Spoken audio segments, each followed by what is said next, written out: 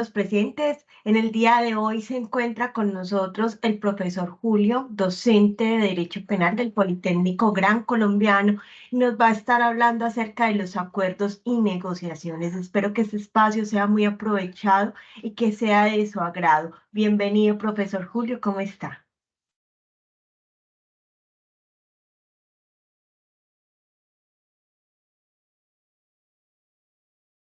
Profesor Julio.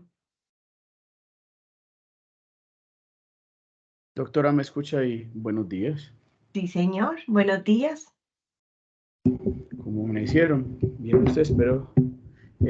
Se tiene un problema con el micrófono que instalé para la charla, pero ya estoy listo.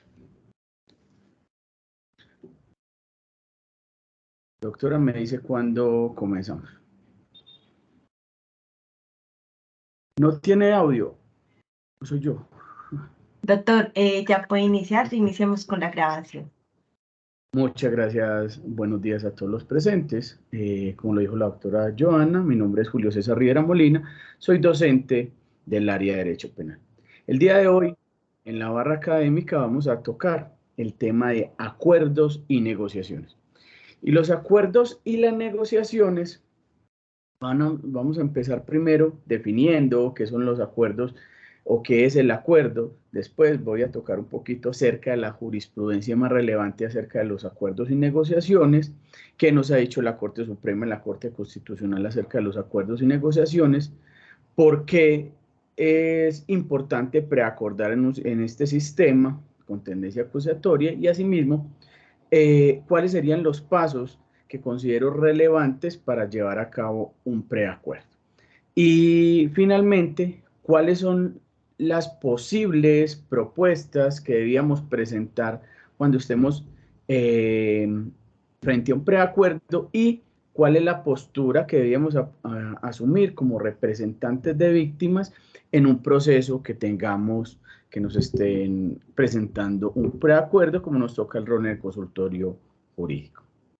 Entonces, en ese sentido, la ley 906 de 2004, cuando fue implementada, tenía una gran motivación, y era la terminación anticipada del proceso penal.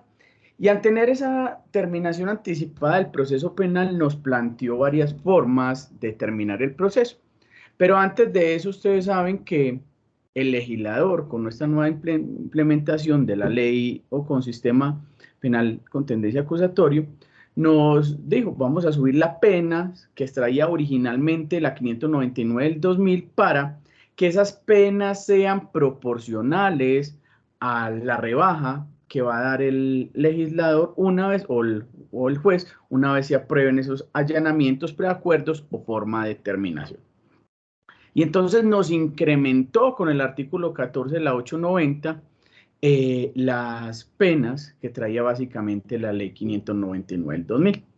Y así nos dieron la posibilidad con la implementación de la ley 906 de 2004 de obtener una rebaja de hasta la mitad en eventuales allanamientos, negociaciones o preacuerdos, aplicaciones de principio de oportunidad o otras formas de determinación que es en delitos que lo admitan, la mediación o si no hay ninguna de estas formas de determinación anticipada, como sería la excepción, porque creo que el sistema penal con tendencia acusatoria no fue creado para irnos a juicio oral, sino que es la excepción, el juicio oral, porque es un sistema de justicia premial donde íbamos a tener muchas ventajas y en ese sentido la mayoría de procesos están hechos para que se terminen de manera anticipada. ¿Cómo que hechos? Pues la idea es que se haga una terminación anticipada, se aprestigie la administración de justicia, se tenga una pronta respuesta tanto para la víctima como para el victimario y así se pueda obtener una terminación del proceso y una justicia premial.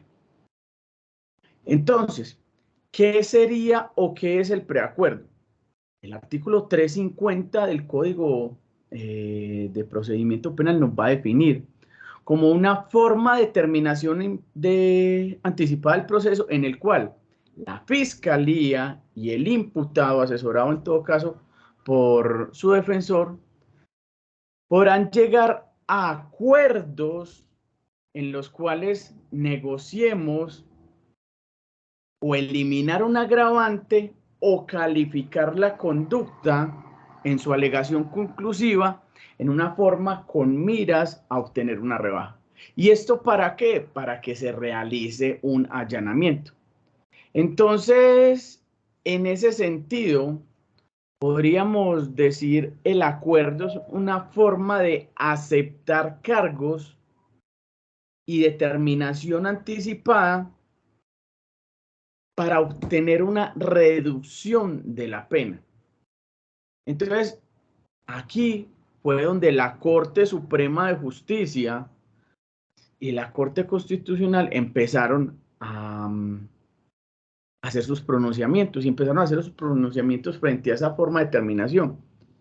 Y entonces, recientemente con la sentencia de los Nule, recientemente, pues no tan reciente, pero la sentencia de los Nule le puso un tapiz a los preacuerdos. ¿Y por qué un tapiz a los preacuerdos? Porque equiparó la posición de preacordar con la de allanamiento a los cargos. Y en ese sentido, entonces, la Corte nos dice, venga, es que el allanamiento es una forma de presentar preacuerdo y considero que son dos instituciones procesales diferentes y en ese sentido así nos lo planteó el legislador cuando en el 351 nos da la forma de allanarse a los cargos de manera unilateral porque depende solo de una parte. ¿Quién es? El procesado. ¿Qué va a decir en un proceso? Levantando la mano, renunciando a su derecho a guardar silencio y decir, me declaro culpable. Es una decisión unilateral que como medio probatorio, confesión va a requerir de corroboración con otros medios probatorios. ¿Y cómo así que corroboración con otros medios probatorios? Pues sí, si una persona está aceptando determinado hecho, deben haber elementos materiales probatorios que permitan acreditar siquiera sumariamente la existencia del hecho.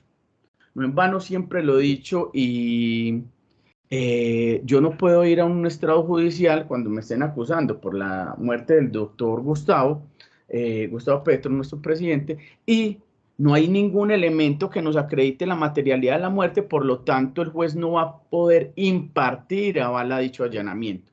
Y en ese sentido, entonces, la Corte Suprema de Justicia dice, no, es que el allanamiento como beneficio, como figura de preacuerdo, que lo equiparan con el preacuerdo, conforme a la prohibición legal que aparece en el artículo 349, si hubo incremento patrimonial, no va a poder tener ningún beneficio.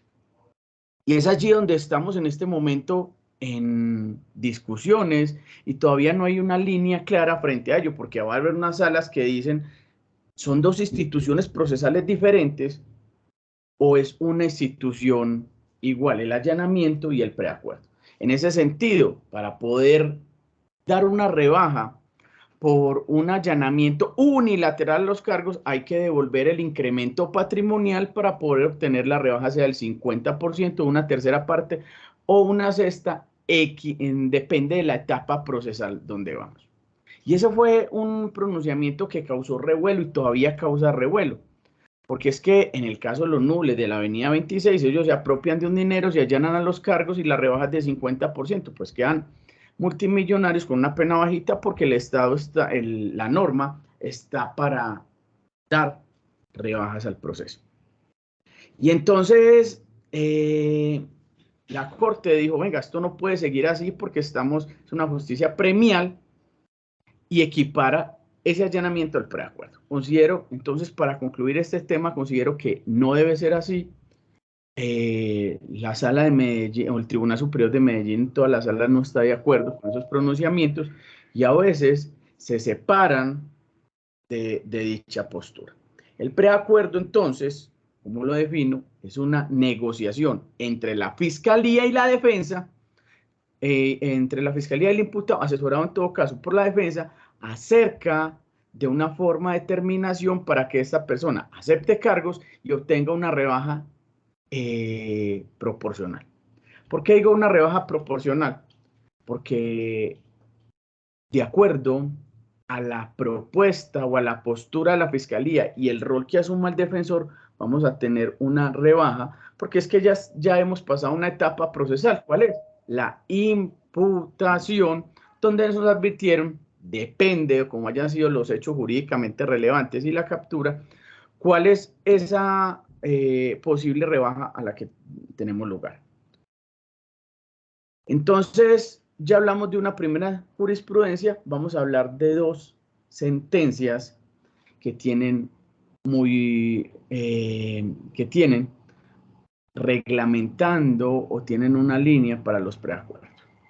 En el 2019, una sentencia de unificación de la Corte Constitucional se pronunció acerca de esta figura. Y entonces, cuando se pronuncia de esta figura, nos habla de el control formal por parte de los jueces en la figura de los preacuerdos. Entonces, teníamos dos clases de controles. Un control material y un control formal. El primer control era mirar si se ajustaba a la legalidad, mínimos y máximos, el proceso que estamos preacordando. Si estaba de acuerdo a esa legalidad contenida en la ley 599 del 2000 y en la ley 906 de 2004. Y entonces dice la Corte Constitucional, como órgano supremo en un Estado social y democrático de derecho, en sentencia de unificación de tutelas. ¿Y por qué llega allí ese proceso? Pues porque las víctimas, Ministerio Público, se sentían defraudados o se sentían decepcionados al los jueces aprobar preacuerdos que se celebraban entre la Fiscalía y la Defensa. Y nótese que nunca he hablado del rol que asumen las víctimas frente a dicha figura. Entonces ellos apelan porque no están en acuerdo frente a esa situación.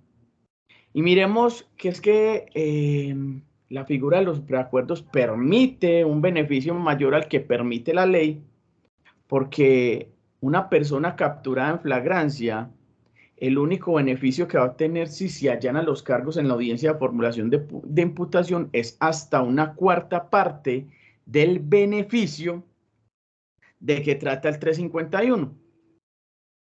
Explicado de otra forma, podríamos estar indicando que el beneficio que obtiene una persona cuando es sorprendida y capturada en una de las situaciones del artículo 301 es una rebaja de hasta el 12.5% de la pena a imponer. 12.5% de la pena a imponer. En ese sentido, si es una captura de un delito que en su mínimo trae una pena de 12 años, la rebaja no podrá exceder de 1 año, 12 meses. Entonces, es que es una rebaja que no es acorde a la ayuda que le estoy haciendo a la Administración de Justicia conforme la confesión o el allanamiento a esos cargos. Y entonces, en la SU 479 del 2019 empezaron a pronunciarse, listo. Si va a haber una rebaja mayor a la que nos trae el legislador en cada una de esas etapas procesales y de acuerdo a lo que trae la ley, pues tenga siquiera elementos materiales probatorios que permitan acreditar esa causal de atenuación punitiva. Y entonces, por ejemplo, si vamos a preacordar la circunstancia de marginalidad o pobreza extrema, deberíamos llevar elementos que acreditaran que el sujeto activo de la conducta actuó bajo esas circunstancias establecidas en el artículo 56. Primero, considero que la Corte estaba equivocada o está equivocada en ese planteamiento, porque es que el preacuerdo como una forma de negociación es una ficción legal en la cual, es una ficción de una figura en la cual permitamos modificar esos extremos punitivos y nos den una rebaja mayor a la etapa procesal. Y luego, si yo tengo elementos materiales probatorios que me permiten acreditar que la persona que estoy representando actúa en circunstancias de marginalidad y pobreza extrema, pues no debería preacordarlo porque es una modificación que se podría hacer a la acusación o es una modificación que se puede hacer en los alegatos conclusivos o una teoría del caso que se puede llevar a juicio. Luego, no sería preacordar porque es una circunstancia probada. Y así nos lo dijo recientemente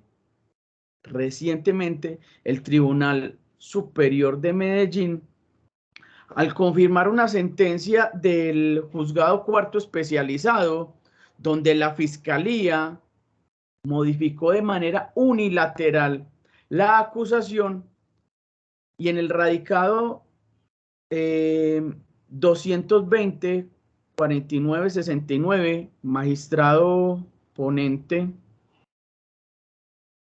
Pío Nicolás Jaramillo, y que hace sala con el doctor Gabriel Fernando Roldán Restrepo y Jorge Enrique Ortiz Gómez, nos dice que la Fiscalía, quien es la que tiene la carga probatoria y con base en elementos materiales probatorios, podrá modificar su acusación y decir cómo acusa. Y no en vano no podemos dejar atrás cada una de esas circunstancias que fijan extremos mínimos y máximos que pueden ser, que pueden beneficiar a la persona investigada.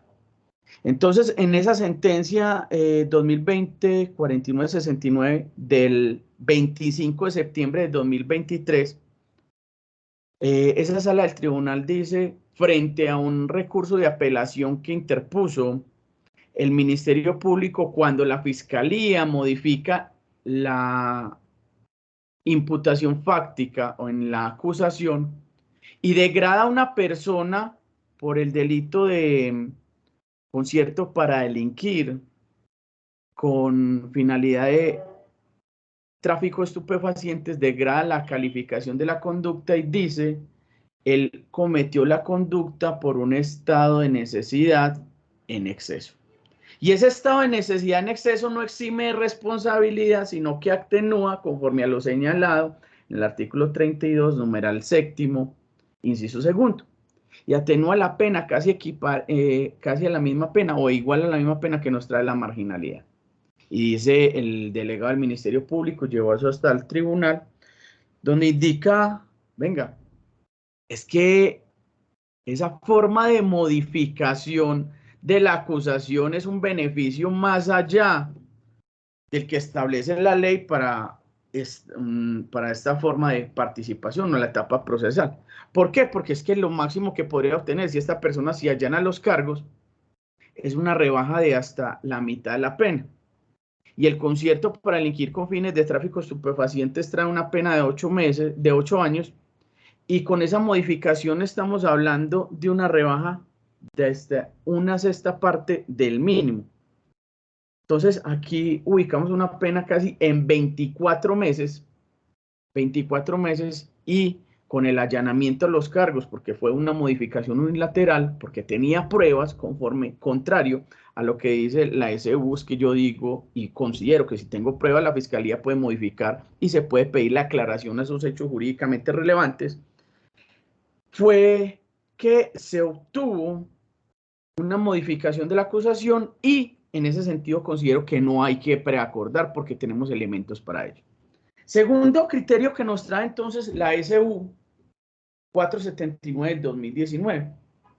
Nos dice que se debe aprestigiar la justicia conforme a los preacuerdos. Y ese criterio de aprestigiar la justicia lo compara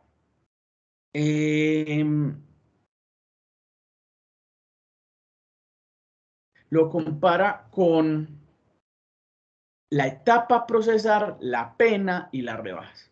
Y entonces, si miramos esos tres elementos o esos tres criterios, si yo voy a presentar un preacuerdo en un delito de homicidio, preacordar una pena de 55 meses, 54 meses, cuando el mínimo que nos trae el código en el homicidio simple son 208 meses, está aprestigiando la justicia. ¿Por qué? Porque es una pena irrisoria, los derechos de las víctimas, ¿dónde van a quedar? y las rebajas que quiso el legislador cuando estableció la posibilidad de rebajas van a ser mayores a la etapa, al beneficio que da el legislador.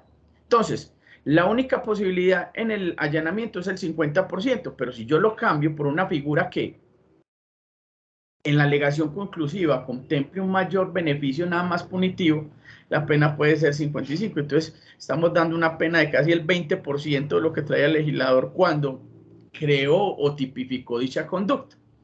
Entonces, dice la Corte, esto desprestigia la justicia y creo que ese desaprestigiar la justicia le está dando un tinte como de, ojo, que hay un tinte de corrupción en la forma que están preacordando los fiscales y los imputados. Aquí, ¿qué está pasando? Están feriando la justicia y ¿a cambio de qué? ¿A cambio de qué hacemos un preacuerdo o a cambio de qué la fiscalía está dando tanto? Y finalmente, la sentencia, me prendieron el micrófono por ahí. Finalmente, la SU nos habla de la proporcionalidad de acuerdo a la etapa. ¿Cómo así que proporcionalidad de acuerdo a la etapa?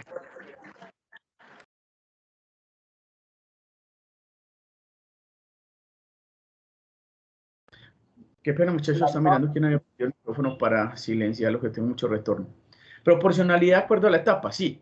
Si antes del presentado el escrito de acusación tengo una rebaja del 50%, no puedo dar por ninguna de esas figuras una rebaja mayor al 50%. Después de presentado el escrito de acusación, tengo una rebaja hasta antes de celebrar la audiencia preparatoria en una tercera parte, no puedo dar más de esa rebaja de la tercera parte, y finalmente hasta iniciado el juicio oral tengo una rebaja de una sexta parte, no se podrá dar más de esa rebaja.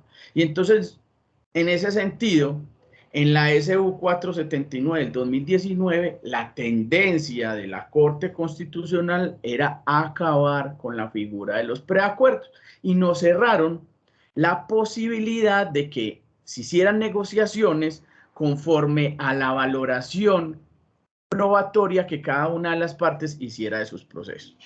Luego nos salió una sentencia de la Corte Suprema de Justicia de la doctora Patricia Salazar Cuellar, y en la 52.227 de 2020, la Corte Suprema de Justicia, en cabeza de la magistrada Patricia Salazar Cuellar, nos analiza estos puntos y dice, bueno, ojo que la figura de los preacuerdos no puede retrotraerse y se aparta de la SU. Y empieza a crear otra línea jurisprudencial donde nos analiza esa proporcionalidad de las penas conforme a la figura de los preacuerdos. Y entonces dice la Corte Suprema de Justicia, claro, es que los preacuerdos, o la magistrada, los preacuerdos están hechos como una ficción jurídica que beneficie nada más punitivamente como única contraprestación a la persona o al sujeto activo de la conducta o el indiciado o acusado que va a aceptar unos cargos a cambio de obtener una pronta administración de justicia.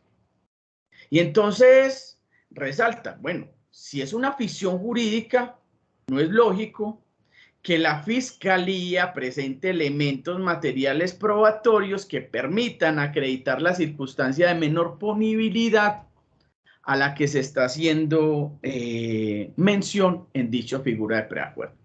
Y entonces, en ese sentido, preacuerdo normal en un delito de sorprendido en flagrancia, preacordamos que actúa en la calidad de cómplice, y en la S1 nos decían, pues si no hay autor, ¿cómo van a preacordar cómplice?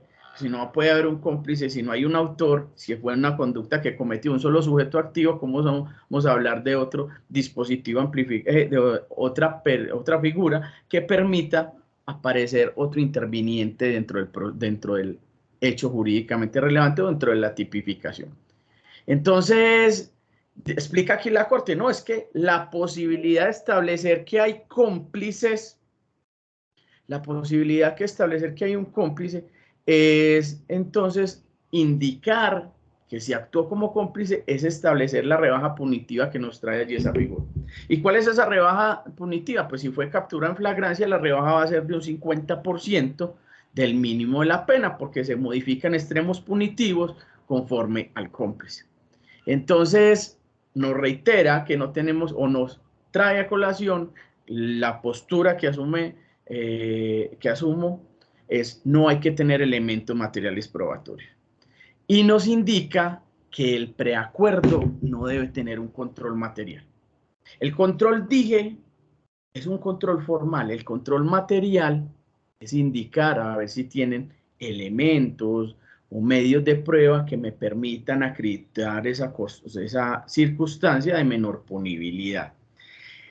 Y resalta, y lo deja muy claro, es que solo se preacuerda para efectos punitivos y no se va a tener entonces en ese sentido que, por ejemplo, preacuerdo del inciso segundo del artículo 340. El preacuerdo, como lo permite el 350, es quitar la circunstancia de agravación. Y entonces, para que esta persona acepte cargos, le vamos a quitar la circunstancia de agravación, las finalidades del concierto, pero va a responder por la pena del primer inciso, 48 meses. Bajamos de 8 años a 4 años. Pero como solo es para finalidad punitiva, va a tener esa pena establecida con las prohibiciones legales del delito imputado. Y entonces se preguntarán, bueno, ¿cuál es el beneficio entonces allí de preacordar si voy a seguir con las mismas prohibiciones del inciso segundo? Claro, el beneficio va a ser netamente punitivo. Una pena que era de 8 años la bajo a 4 años, pero voy a seguir respondiendo por el delito imputado con las prohibiciones de subrogados o ejecución condicional que haya en el artículo 68A. Y es que en el artículo 68A entonces nos van a tener unas prohibiciones y podrían algunas veces indicarnos, venga, es que si establezco que con la modificación punitiva tiene derecho a una domiciliaria, sería, por ejemplo, incurrir en un doble beneficio. Considero que no y más adelante me pronunciaré frente a esto. Y finalmente, nos indica que las víctimas no tienen veto en los preacuerdos. Y entonces ustedes me preguntarán, bueno, si nosotros somos representantes de víctimas, ¿a qué estamos yendo a los preacuerdos o qué tenemos que ir a los preacuerdos si no vamos a tener ningún veto ni vamos a poder objetar lo que se haya preacordado? Jóvenes, ese veto de los preacuerdos va a un control de legalidad de la figura preacordada y una información acerca de si le informaron del preacuerdo, y si fue reparado en los perjuicios de acuerdo al artículo 349.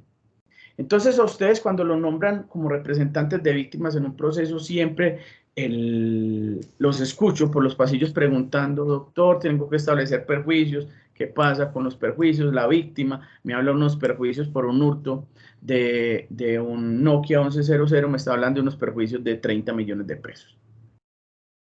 Y tenemos que ser razonables al momento de establecer esos perjuicios y que la víctima sea coherente conforme al bien hurtado y los perjuicios obtenidos a raíz del delito. No es que es tanto dinero porque él trabajaba en OnlyFans con su celular.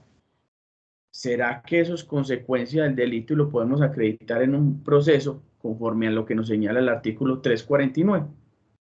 Eso es el rol que debemos asumir y lo que podemos informar en el preacuerdo. Entonces no podemos oponernos, no es que considero que es una rebaja muy elevada la que está dando, no. Me informaron del preacuerdo, considero que se ajusta a los lineamientos de la ley o no se ajusta a los lineamientos de la ley. Si hay una mala imputación, una mala calificación jurídica conforme a los hechos jurídicamente relevantes, muchachos, que pasa mucho, a veces los fiscales en la URI por el apremio del tiempo y el afán con el que tenemos que hacer las audiencias, desconocen ciertos hechos jurídicamente relevantes que no los tienen en cuenta en el traslado de escrito de acusación.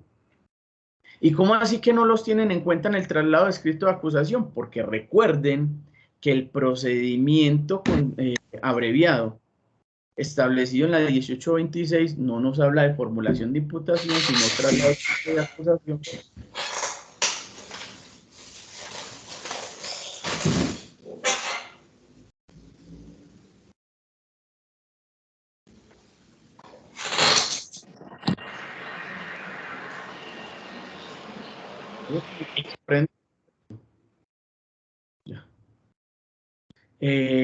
No nos habla de formulación de imputación, sino de traslado de escrito de acusación, y en ese sentido, en el traslado de escrito de acusación, hago mención de los hechos jurídicamente relevantes y la imputación jurídica. Y entonces, a veces en un hurto, en el que ocurre en un medio, de transporte público, hago la imputación de un hurto y se le olvida del concurso heterogéneo de conductas. Y cuando nos toca como representante de víctimas, nos hablan de que no fue una sola víctima, sino que en el bus hurtaron a los 30 pasajeros. Entonces, a veces los fiscales imputan un solo hurto. Un solo hurto con 30 víctimas, o estamos hablando de 30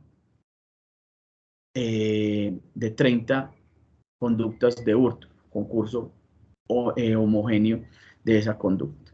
Entonces ahí es donde posiblemente podemos entrar a hacer un control o un veto a ese preacuerdo, pero sería la única posibilidad si hay falta de congruencia jurídica con la situación fáctica. ¿Por qué preacordar, muchachos? ¿Por qué debemos preacordar o por qué hacer preacuerdos? Uno, considero que la virtud del preacuerdo es que podemos obtener una mayor rebaja a la que nos trae la ley. Y entonces, miren que les hablé que jurisprudencialmente en la SU 479 del 2019, la rebaja que nos permitía entonces era proporcional a la etapa. Pero si, ¿qué sentido va a tener preacordar si la rebaja solo va a ser un 12%? Pues prefiero arriesgarme a que venga o no venga la víctima, o que me prueben o no me prueben en juicio oral, si soy culpable, a colaborar con la justicia, porque la rebaja es desproporcional, pues considero que no es proporcional a la ayuda que está haciendo el sujeto activo con la Fiscalía y la Administración de Justicia. Esto es, está declarando culpable cuando fue capturado en flagrancia, la Fiscalía tiene toda la prueba, él está admitiendo su responsabilidad, estamos terminando un proceso de manera anticipada y no estamos congestionando el aparato judicial. El premio que nos están dando, un 12%, considero que es una rebaja muy poquita, pero si presentamos un preacuerdo por complicidad, ya la rebaja va a ser del 50%. Entonces aquí digo, bueno, preacordemos porque hay un mayor beneficio el que nos trae la ley, y es la posibilidad de que una pena de 12 años, por ejemplo, un hurto calificado y agravado, en un preacuerdo la bajemos a 6 años y obtengamos los demás beneficios que trae la ley. Dos, nos permite fijar una pena. Entonces, en el preacuerdo vamos entre la fiscalía y el acusado, o fiscalía e imputado, fijar una pena y no depender del ámbito de movilidad punitiva que va a tener un juez en cada uno de los cuartos en los que se pueda mover de acuerdo a lo señalado en el artículo 61. Y entonces el artículo 61 nos va a dar la posibilidad que nos ubiquemos en el primer cuarto, cuartos medios o cuarto máximo, de acuerdo a las circunstancias de mayor o menor punibilidad que dan en el 55 y 58, y podemos en ese sentido, muchachos, porque cuando estamos hablando de preacuerdos, es decir, nos apartamos o nos separamos de esa figura de cuartos y fijamos una pena. Entonces yo hago el estudio del proceso que tengo, de a quien estoy representando, y también como representante de víctimas, ojo, es que de acuerdo a los hechos jurídicamente relevantes y a los elementos materiales probatorios, la pena, en este caso, no le iba a bajar de el cuarto máximo, porque solo tenía circunstancias de mayor punibilidad. Y lo único que están preacordando es fijar la pena en el cuarto mínimo, en el extremo mínimo de la pena, y poner esto es el mínimo de la pena. Y uno dirá, ¿cuál es la rebaja? No, es que era la posibilidad de cerrar el ámbito de movilidad del juez y que ese juez no se moviera en el cuarto máximo, sino que la pena se quedara en el extremo mínimo. Estableciendo una pena, esto es decir, después del preacuerdo, la pena que decidimos pactar entre el acusado, la fiscalía asesorado por su defensa, fue 48 meses, ya el juez no va a tener que hacer el estudio de sistemas de cuarto. Jóvenes, adicional a eso, puedo establecer una pena y un subrogado penal. Un subrogado penal es obtener una ejecución condicional o una domiciliaria y la forma de que se cumpla de otra forma un delito que tenga prisión intramural. Entonces, muchachos, si el delito no tiene ninguna prohibición legal y pactamos de una vez esa figura, no estamos haciendo doble beneficio. Lo que estamos haciendo es un ahorro a la administración de justicia cuando, digamos, la pena de 48 meses y decimos, la fiscalía acepta y la fiscalía de la defensa se acepta que esta persona podrá cumplir su pena en domiciliario. Estamos dejando todo cubierto dentro del preacuerdo y no se está hablando de un doble beneficio. Y entonces aquí la discusión va a ser que es que el preacuerdo solo está para un beneficio. Sí, está para un solo beneficio, pero lo que estamos estableciendo allí, lo que estamos estableciendo allí es lo que nos trae la ley. Y aquí entonces tenemos que diferenciar si vamos a preacordar o vamos a establecer criterios o beneficios legales. ¿Y por qué, señores, les hablo de estamos estableciendo beneficios legales? Porque yo creo que un buen preacuerdo, considero que un buen preacuerdo tiene que ir con más allá de lo que nos traiga la pena. No admito como válido o considero que no es una posición válida que un defensor me diga preacordé para que me reconocieran el 269 y 268. Cuando hablo de 269 y 268 son criterios legales que nos trae la ley como circunstancias de atenuación punitiva conforme a las circunstancias postdelictuales que ocurrieron en un hecho. Ejemplo, si la cuantía del delito es inferior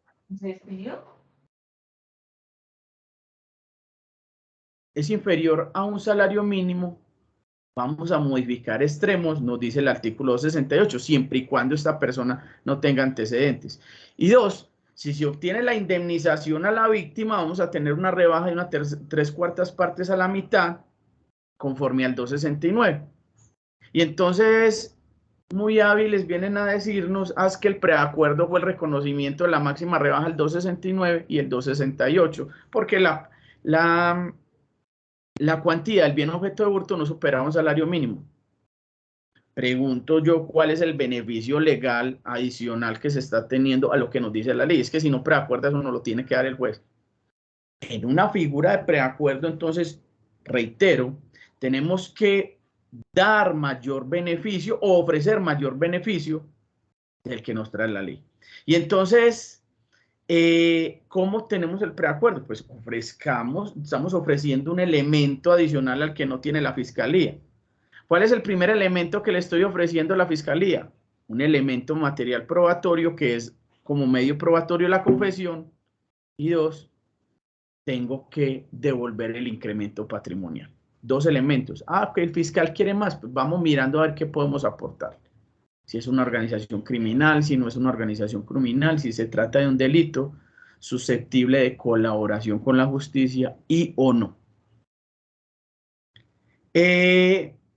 Lograr justicia en el proceso y terminar rápido el proceso. Lograr justicia tanto para las víctimas y tanto para la administración de justicia. ¿Por qué? Porque es que no nos estamos sometiendo a un juicio oral público y contradictorio, no hay un desgaste y un proceso entre 6 meses o un año, y estamos obteniendo pronta administración de justicia, y antes de eso estamos reparando una víctima. Y estamos reconociendo los derechos de las víctimas porque estamos aceptando cargos de manera preacordada con la Fiscalía General de la Nación. Y finalmente, muchachos, ¿por qué preacordar? Porque el procesado va a participar de la terminación del proceso. Y entonces aquí el procesado va a participar, pero esa participación tiene que ser con asesoría del defensor, porque es que un acusado, un induciado no nos puede decir, doctor, es que yo he visto que aquí gente con más delitos ha tenido una pena más bajita. Y entonces yo quiero que la pena para el delito de genocidio sea la pena conforme a unas lesiones personales del artículo 112. Y no nos podemos, porque es que según el numeral segundo del 350 se puede cambiar la calificación jurídica para que sea más beneficiosa. El, el indiciado, el acusado o el procesado no nos puede confundir, muchachos. Y cuando vamos a cambiar esa calificación jurídica, tampoco se puede ir a lo desleal, a lo desproporcional, a lo que no sea razonable. Si hubo una muerte, si hubo un genocidio, pues por eso tendrá que responder. Luego, esa atenuación, esa circunstancia no nos puede ir a desproporcionar esa pena tan groseramente. Entonces, la participación de él es que va a manifestar su voluntad de aceptar cargos. Y su voluntad de aceptar cargos que va a ser libre de vicios a cambio del beneficio que trae el preacuerdo. Y aquí es que él me dijo, el fiscal me dijo que iba en domiciliaria. Pues si hay lugar a la domiciliaria, irá en domiciliaria, y si está aceptando por eso una mala asesoría. Lo único que podemos preacordar es aquí modificar los extremos punitivos para que sean beneficiosos para la persona procesada. ¿Cuáles son los pasos entonces yo que considero que tenemos que tener para realizar un preacuerdo? Jóvenes, primero estudiamos nuestro proceso y establecemos hechos jurídicamente relevantes que nos van a determinar la calificación jurídica para poder establecer mínimos y máximos en la pena a imponer. Establecemos si la fiscalía calificó bien, si es una mala calificación, y vamos a comparar la calificación. Y entonces aquí en clase siempre me dicen, no, es que usted piensa como fiscal, usted piensa como defensor y usted piensa como juez. No, todos pensamos igual y todos los hechos son iguales. Y van a tener una sola calificación jurídica. Califiquémosla como debe ser conforme a la tipicidad que nos trae el Código Penal. Una vez ubicados allí, determinamos extremos mínimos, extremos máximos, establecemos cuartos y nos hacemos una proyección de cuál va a ser la pena que posiblemente nos va a imponer el juez si, 1, aceptamos cargos unilateralmente, 2, somos vencidos en juicio. Entonces, ubicándonos en el cuarto que nos corresponde y la pena que nos establece, ya le podemos hablar conforme a la realidad de nuestro cliente. Entonces no le podemos decir es que el máximo de la pena que nos van a imponer es 28 años cuando sabemos que no hay circunstancias de mayor punibilidad en un delito de hurto.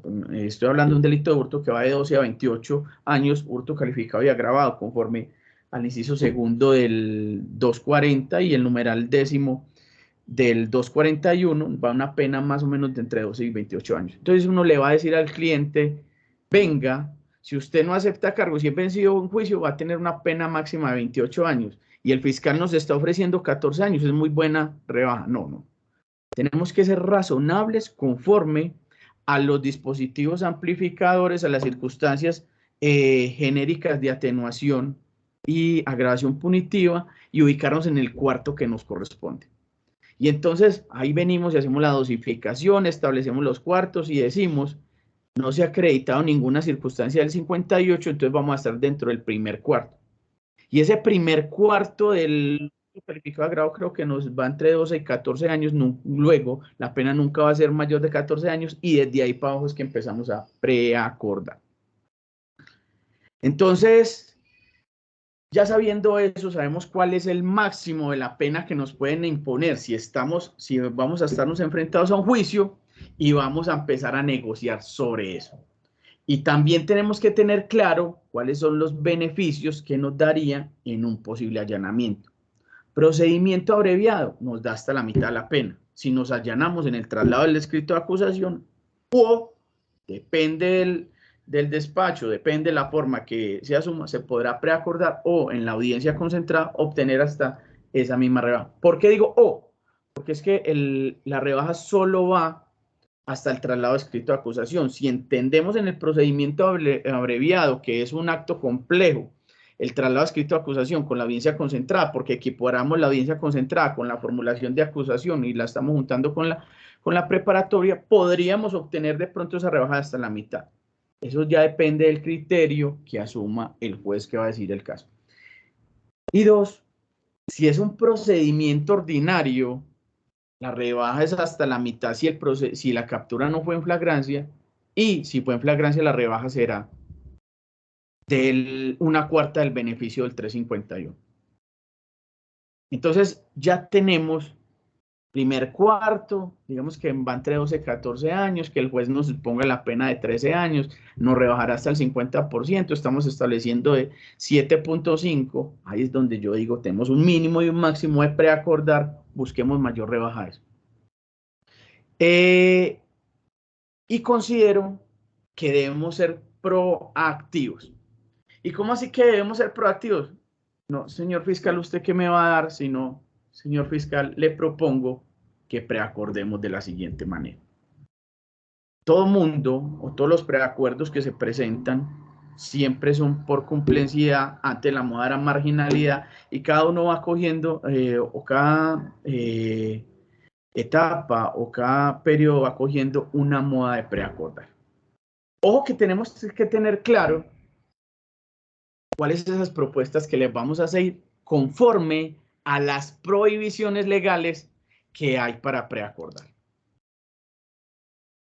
Prohibiciones legales, Ley 906 de 2004, Código de Procedimiento Penal 349. Si no hay restitución del incremento patrimonial, no podremos hacer preacuerdo, por lo menos del 50%. Ley 1121 del 2006, artículo 26, nos va a traer la prohibición de preacordar para los delitos de financiación al terrorismo y conexos como la extorsión y secuestro extorsivo. Ley 1098 del 2006 nos trae también otra prohibición para preacordar cuando son víctimas, en el artículo 199, cuando son víctimas niños o adolescentes, las rebajas van a estar restringidas. La ley 1474 del 2011, ley anticorrupción, también nos trae otras prohibiciones legales. Siempre el detenido entra con el micrófono prendido. ¿Quién entró de la DEAN? Ya. La ley 1474 del 2011 nos trae la prohibición cuando son delitos contra la administración pública y no se haya restituido el incremento patrimonial. Y finalmente, la ley 1761 del 2015 nos va a traer unos límites frente a la posibilidad de las rebajas cuando son delitos de feminicidio. Posibles propuestas, muchachos, porque digo seamos proactivos al momento de preacordar. Y entonces, la general es la rebaja del cómplice. Todo el mundo hace la rebaja del cómplice cuando es flagrancia. Jóvenes, el interviniente trae una rebaja más grande. Trae una rebaja mejor.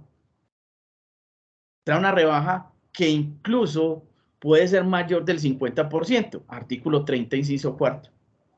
¿Y cuál es la rebaja de ese interviniente? Pues considero que es la misma que nos trae la tentativa desistida o el arrepentimiento en el inciso segundo del 27. Mire que dos figuras que nos están dando una mayor rebaja a la complicidad, que es el 50% que nos trae la ley.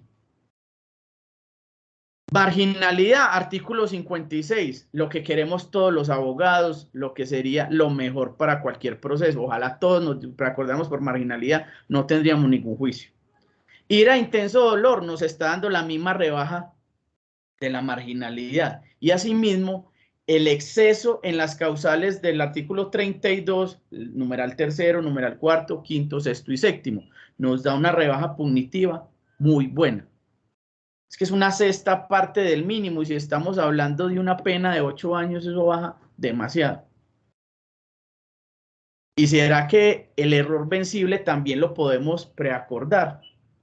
Es una forma de establecer que preacordamos. Y entonces decimos, ¿cómo hago para hacer esta propuesta? Pues hago la calificación jurídica y hablo de mis elementos materiales probatorios.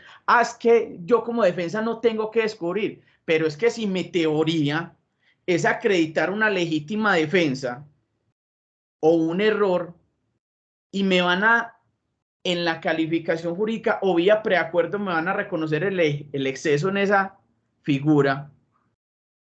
Entonces ya estoy hablando de una pena posiblemente muy bajita a correr el riesgo de irme a juicio y no probar esa causal y ser vencido en juicio. Y si soy vencido en juicio, no soy yo como defensor el que va a ir detenido, es mi cliente quien me está pagando o el usuario que estoy asesorando para que se oponga o no se oponga al preacuerdo o realice dicho preacuerdo.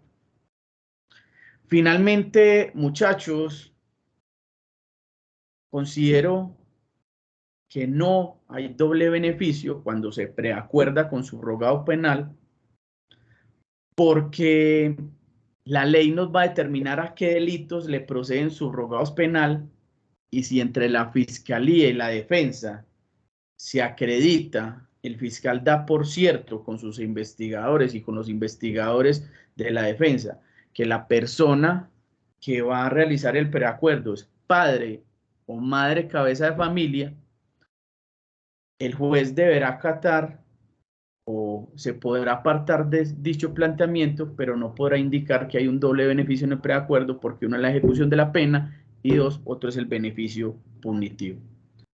Considero a grandes rasgos que ha agotado lo principal que se debe tener en cuenta por los preacuerdos y que pueden pronunciarse cuando tengan un preacuerdo activamente proponiendo buenos preacuerdos o dos, oponiéndose y haciendo un control como representante de víctimas si no fueron informados del preacuerdo o si consideran que el preacuerdo es ilegal.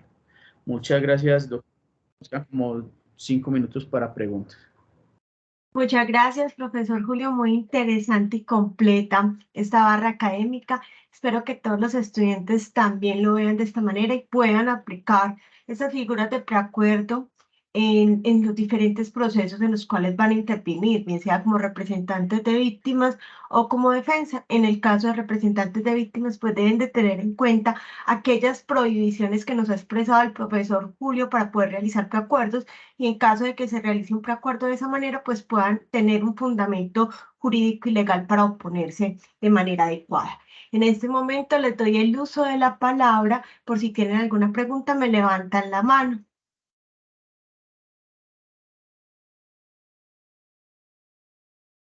Ya les envié igualmente el link de asistencia para que por favor vayan y se anoten. Profesor Julio, como fue demasiado claro porque no tengo preguntas. Ok, o fue Vemos muy claro o no me entendieron nada, una de dos, pero bueno. una de dos, creo que fue muy, creo que fue demasiado claro y los estudiantes han estado familiarizados con estos temas. Al está levantando la mano Juan David Tapia, buenas tardes, buenos días, Juan Mira, David. buenos días, profe Julio, muy buenos días. Pues tengo me genera como una confusión en cuanto entonces en las audiencias preliminares, ¿cierto? A la hora de, digamos, de la imputación de cargos, ahí no, si la persona no se llega a allanar, digámoslo así, ahí no, digamos, ahí no hay o sea, no corre la mitad del del beneficio, la mitad del beneficio de la pena. Ahí no sería la mitad, no, por las 3 primeras partes. O no sé si Juan me David, dicen sí, en efecto, en audiencia preliminar, la Fiscalía te va a ofrecer hasta el 50% de la pena a imponer.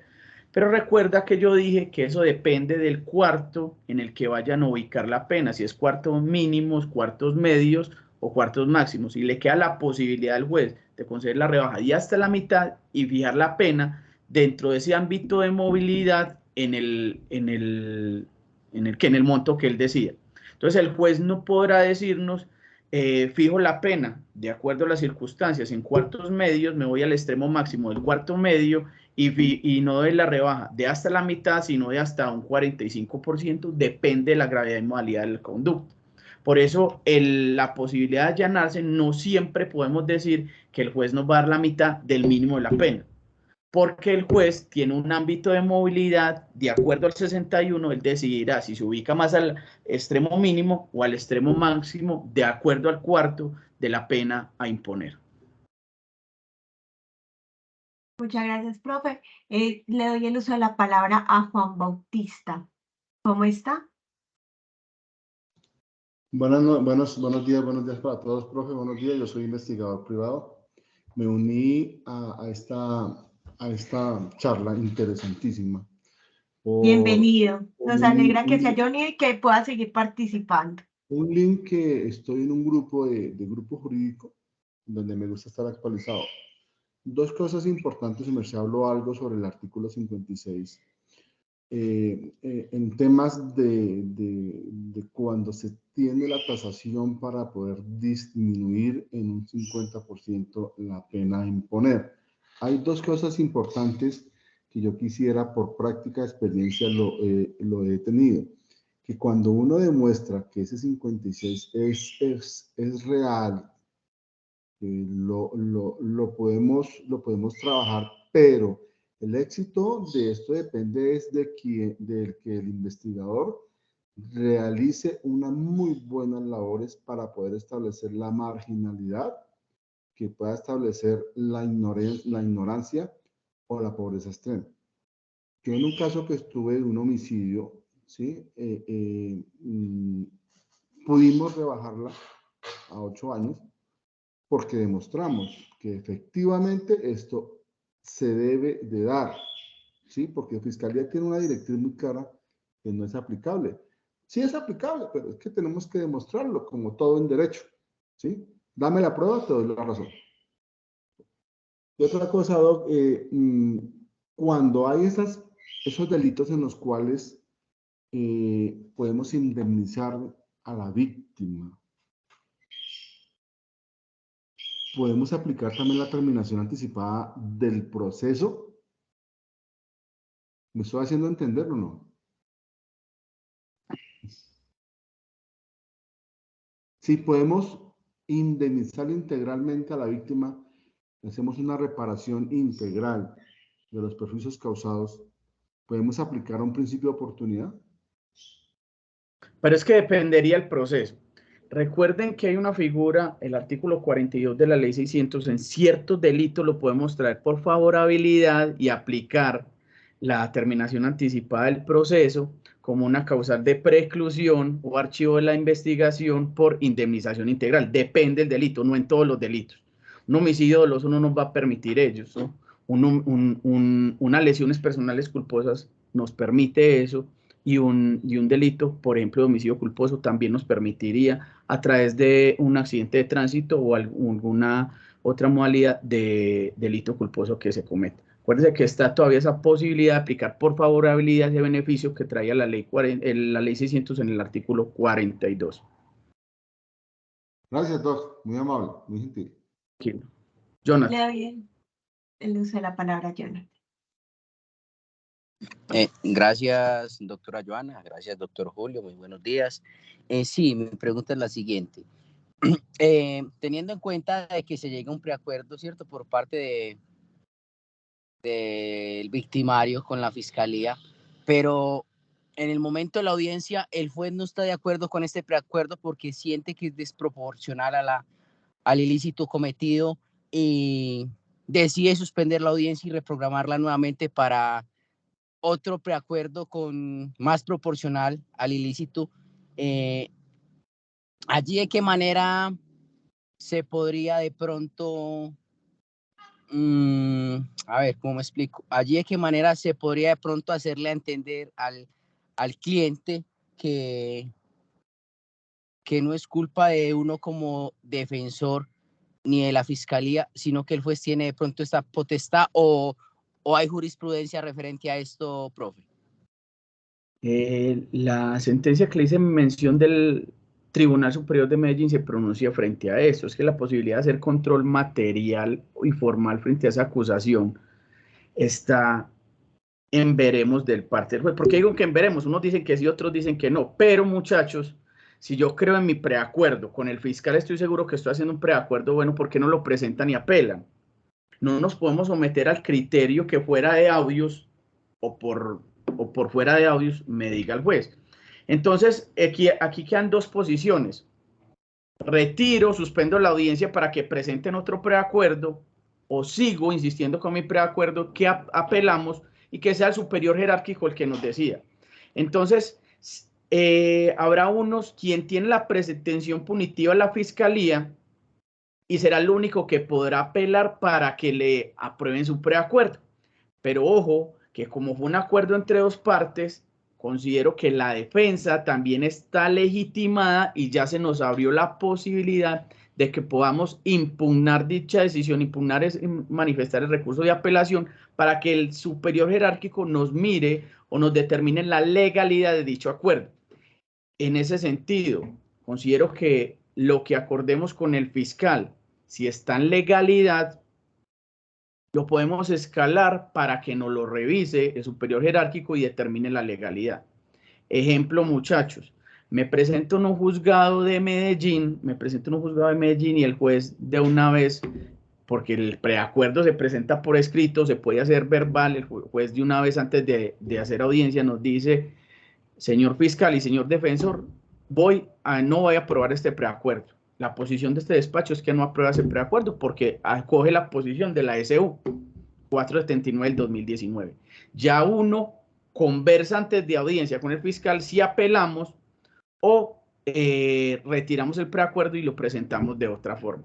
Para mí, la posición en los preacuerdos que presentemos es que tenemos que tener criterio por si no nos aprueban el preacuerdo, poder tener elementos con los cuales apelar. Ahorita les copio por el chat la sentencia de la semana pasada del Tribunal Superior de Medellín, donde dice que la calificación de la conducta es exclusiva de la Fiscalía. Nada tiene que hacer un juez metiéndose o determinando si la calificación estuvo bien hecha o no estuvo bien hecha.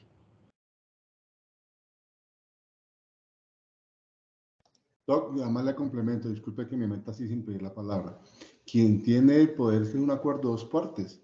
Y si el acuerdo de las dos partes, el juez lo que tiene que es establecer la legalidad, si está en derecho o no está en derecho.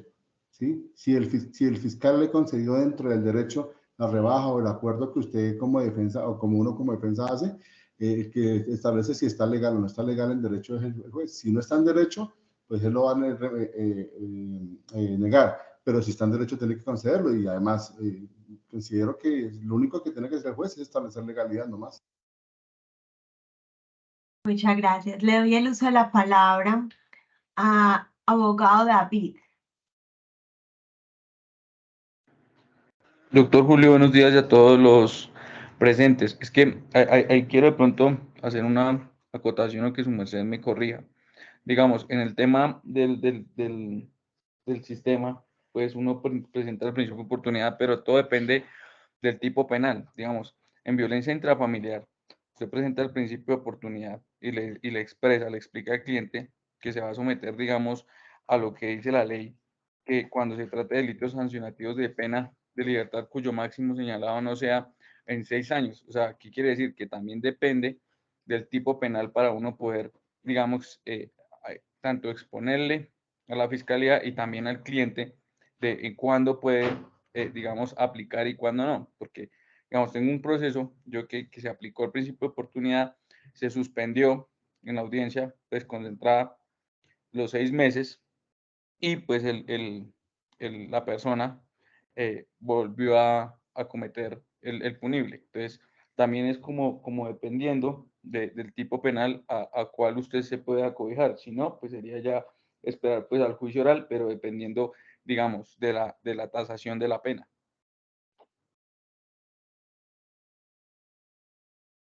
Sí, es que principio de oportunidad justa causal de determinación, considero que el preacuerdo, si es legal, podemos defenderlo, porque puede que hayan jueces que nos digan no acepto preacuerdo cogiendo una línea de la corte diferente.